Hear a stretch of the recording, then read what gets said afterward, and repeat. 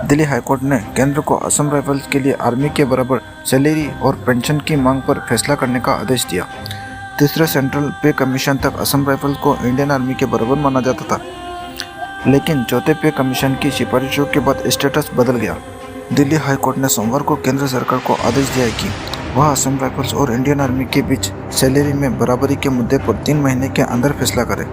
Assam rifles एक serviceman welfare association सरकार के सामने एक रिप्रेजेंटेशन देगी, जिसमें दोनों सेनाओं के वेतन और पेंशन लाभों के बीच असमानता को उजागर किया जाएगा और इस पर 3 महीने के भीतर विचार किया जाएगा। कोर्ट ने कहा कि जब तीसरे वेतन आयोग की सिफारिशें लागू थी तो असम राइफल्स को सेना के बराबर दर्जा दिया जाता था। हालांकि चौथे वेतन आयोग के साथ अचानक बदलाव आया, जब अर्धसैनिक बल को इस समान दर्जे से बाहर कर दिया गया। सेना के बीच वेतन और अन्य समानता पर प्रकाश डाला गया है।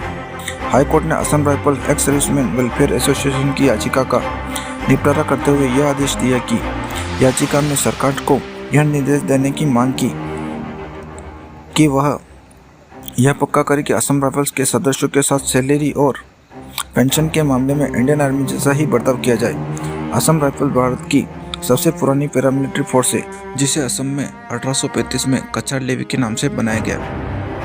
अब इस फोर्स को इंडिया म्यांमार बॉर्डर और नॉर्थ ईस्ट में इंटरनल सिक्योरिटी और सीआई ऑपरेशन की जिम्मेदारी दी गई है।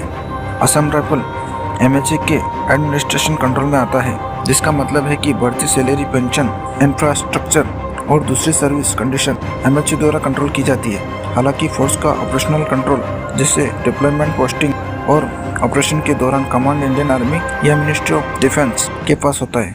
समय के साथ इस दोहरे स्ट्रक्चर की वजह से लगातार शिकायतें सामने आई है।